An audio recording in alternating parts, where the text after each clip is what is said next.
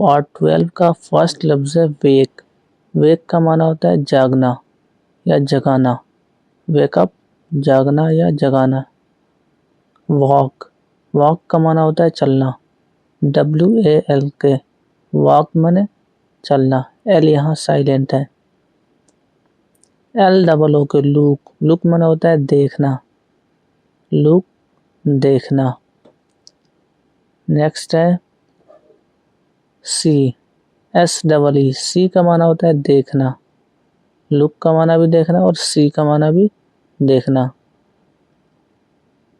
Watch, watch کا معنی بھی ہوتا ہے دیکھنا، اس کا معنی گھڑی بھی ہوتا ہے۔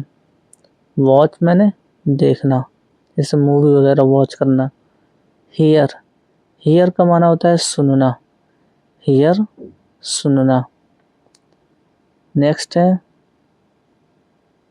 لسن، لسن کا معنی بھی ہوتا ہے سننا، لیکن اس کا معنی ہوتا ہے دھیان سے سننا۔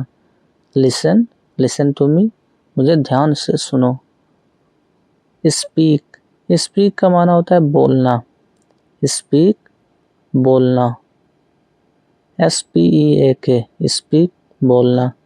سے کا معنی ہوتا ہے کہنا، SAY، سے کا معنی ہے کہنا۔